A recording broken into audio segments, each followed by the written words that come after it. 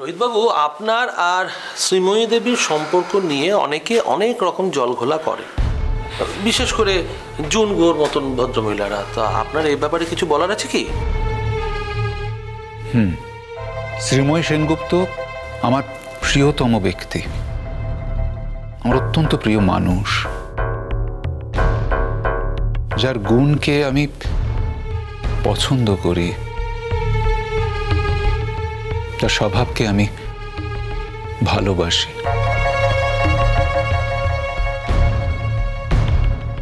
কিছু মানুষ আছে যারা আমাদের এই সম্পর্কের উপর কাদা ছেটাতে চান, কাদা ছেটান। আবার কিছু মানুষ আছে যারা আমাদের এই সম্পর্ককে শ্রদ্ধা করেন, সম্মান করেন। কাদা ছেটানো বা শ্রদ্ধা সম্মান কোনোটাতেই আমি বিচলিত হই না, যার যেটা মানসিকতা। তবে আপনার প্রশ্নের উত্তর আমি এক কথায় দিতে পারি, আমার জীবনে শ্রীময়ী সেনগুপ্ত এমন একজন মানুষ যার একটি কথায় আমি জীবনে যা যা হাসিল করেছি ভুলে যান। ওর একটি কথায় আমি আমার গোটা জীবনটাই বাজি ধরতে পারি। ইওর অনার, উনি সবার সামনে স্বীকার করে নিলেন যে শ্রীময়ী সেনগুপ্তর সঙ্গে ওনার একটা অবৈধ সম্পর্ক আছে। ইওর অনার, আমি আমার বিপক্ষীয় বন্ধুকে একটু বলে রাখি যে ভালোবাসা, টু বি স্পেসিফিক, ভালোবাসা শব্দটিকে উনি যদি অবৈধ বলে মনে করেন, সেটা একান্তভাবেই ওনার ব্যক্তিগত ব্যাপার। এই নিয়ে কারোর কোনো মাথা ব্যথা নেই, কারোর কোনো সমস্যা নেই। বরং আমি বলবো রোহিত সেন অত্যন্ত সাহসী, পরিষ্কার মনের একজন মানুষ, যে সর্বসমক্ষে শ্রীময়ী সেনগুপ্তর সঙ্গে ওনার যা সম্পর্ক সেটি পরিষ্কার করে বলেছেন। ইওর অনার, আমার একটা কথা বলার আছে। একজন মানুষ আমার চোখে কি রূপে দেখা দেবে, ধরা দেবে, বা আমি তাকে কি চোখে দেখব, এটা তো আমার ব্যক্তিগত অধিকারের মধ্যে পড়ে। উনি কিন্তু আবার সেখানে হস্তক্ষেপ করছেন। ইওর অনার, এটা নিয়ে তো কোনো আইনি জটিলতা হওয়ার কথা নয় যে একজন মানুষকে আমি কি চোখে দেখি। আর ব্যক্তিগতভাবে আমি মনে করি যে বন্ধুত্বের সম্পর্ক বৈধ বা অবৈধ হয় না,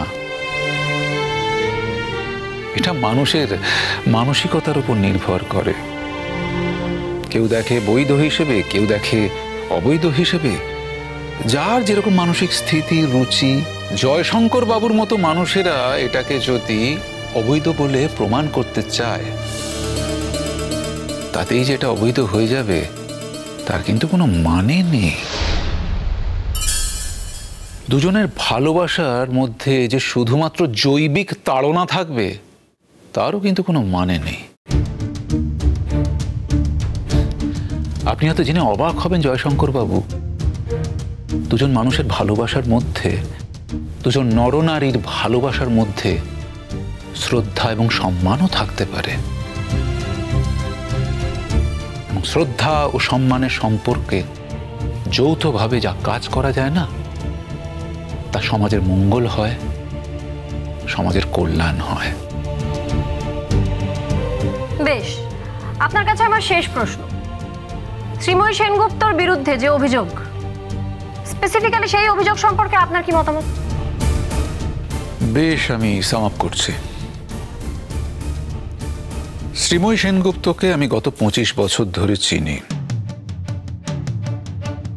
এবং এটা অত্যন্ত প্রত্যয়ের সঙ্গে, জোরের সঙ্গে বলতে পারি যে উনি একটা পিঁপড়েকেও পর্যন্ত মারতে পারেন না, সেই মানসিকতা ওনার নেই।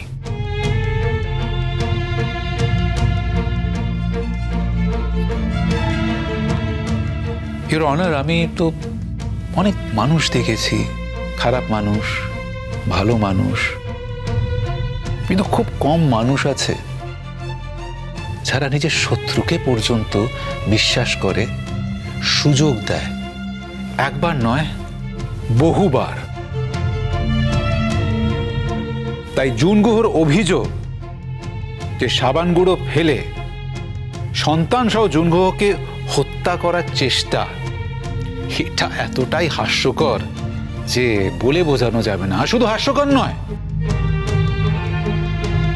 এটা প্ররোচনামূলক এবং ষড়যন্ত্র, এটা ক্রিমিনাল মাস্টার মাইন্ডের ষড়যন্ত্র। আসলে ইওর অনার, এই জুন গুহ মানুষটা না, জীবনে তার একটাই লক্ষ্য, একটাই মোক্ষ, যেন তেন প্রকারেণ শ্রীময়ী সেনগুপ্তকে কোনোভাবে যেন আইনের চোখে অপরাধী প্রমাণ করে তার কারাবাস করার। তাতে কি হবে? তাতে আনন্দ নিকেতন ছেড়ে শ্রীময়ী শ্রীঘরে চলে যাবে, তার হাজবেন্ডের চোখের সামনে থেকে সরে যাবে, অর্থাৎ অনিন্দ্য সেনগুপ্তর চোখের সামনে থেকে সরে যাবে, এবং জুন গুহর প্রতিহিংসা চরিতার্থ হবে। এতটা প্রতিহিংসা পরায়ণ নেই।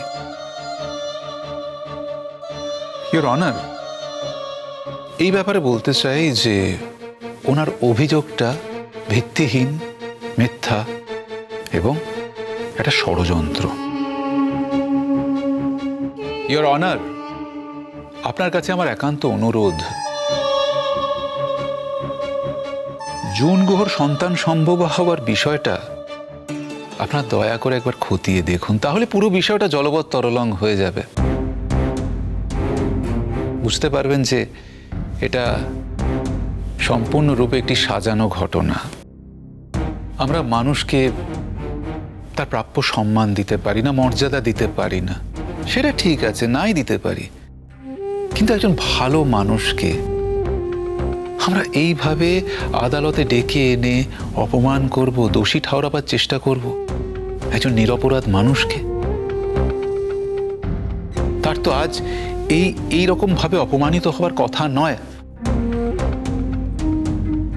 তার পরিবারের সামনে, তার সন্তানের সামনে দিনের পর দিন তাকে এই কথাগুলো শুনতে হয়েছে, এই স্ক্রুটিনিটা ফেস করতে হয়েছে। ইওর অনার, পত্রপত্রিকায়, টেলিভিশনে, ডিজিটাল মিডিয়াতে তাকে কিরকম ভাবে অপদস্থ করা হচ্ছে আপনি তো সেটা দেখতেই পাচ্ছেন। ইওর অনার, এটা তো ঠিক নয়।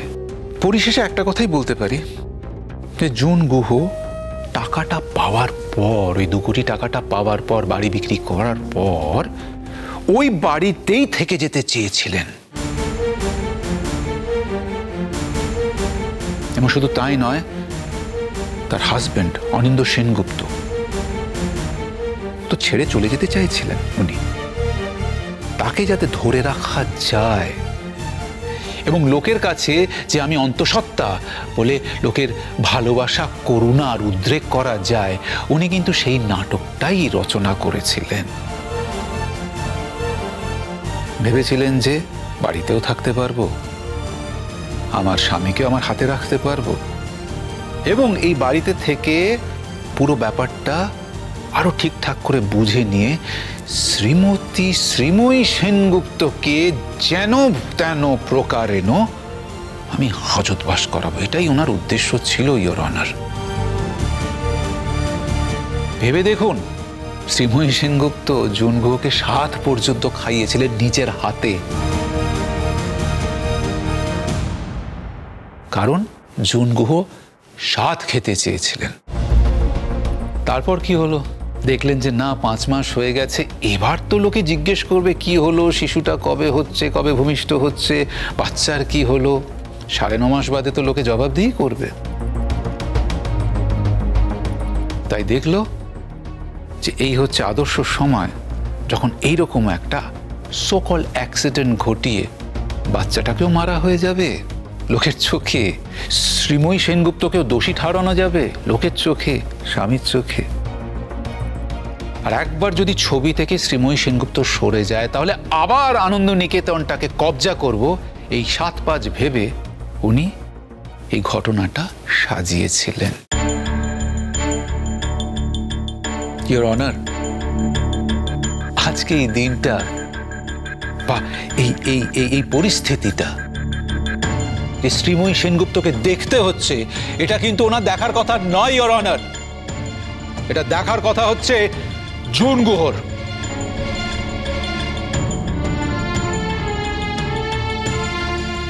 এই অপমানটা জুন গুহর প্রাপ্য।